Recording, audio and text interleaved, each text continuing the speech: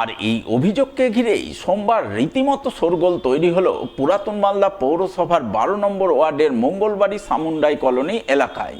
জানা গেছে ওই এলাকার বাসিন্দা কল্যাণী ঘোষ রবিবার রাতে তার একমাত্র মেয়েকে নিয়ে ঘরে ঘুমিয়েছিলেন, কিন্তু গভীর রাতে হঠাৎ করেই তিনি পোড়া পোড়া গন্ধ পেয়ে ঘুম থেকে উঠে দেখতে পান তার 3টি ঘরে আগুন জ্বলছে।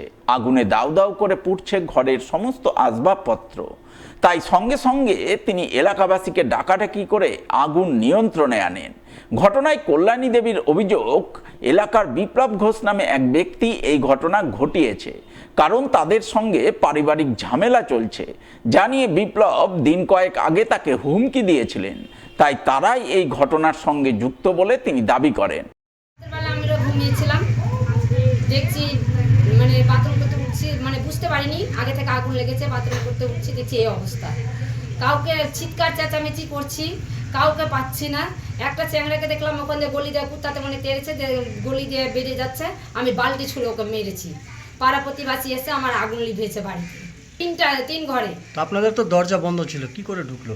ওই ওপর দিয়ে ফাঁকা আছে সিঁড়িঘর? হ্যাঁ, সিঁড়িঘর ফাঁকা আছে, বারান্দা ফাঁকা আছে, গ্রিল বারান্দা দিয়ে উঠেছে গেট দিয়ে।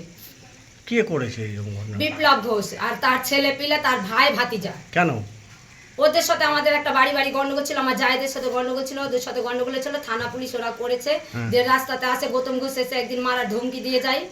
বাড়ি চড়ে আমি পুলিশ প্রশাসনকে ডেকেছিলাম, পুলিশ প্রশাসন ছিল বাড়িতে, প্লাস পুলিশ অনেকক্ষণ আমাদেরকে গার্ড পাহারা দিয়েছে, সাহস দেখেছে, ফোন নাম্বারও দিয়ে গেছিলো। তো তা ওই দিন ওই ঝামেলাটা ছুটে গেল। বৃহস্পতিবারের রাত্রে দিন ওর ছেলে এসে আমাকে ধমকি দিয়ে গেছে যে পেট্রোল ঢেলে পুড়াবো, মার্ডার করবো, এই করবো, তুই যা পারিস তা পুলিশ প্রশাসন কি করবে। হ্যাঁ, কালকে এসছে আর অনচিনার চ্যাংড়া প্যাংড়া ঘুরছে।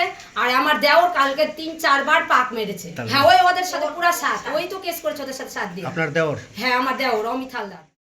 তবে এই বিষয়ে বিপ্লব ঘোষ ক্যামেরার সামনে কিছু বলতে চাননি, তবে অভিযোগ মিথ্যা বলে দাবি করেছেন তিনি।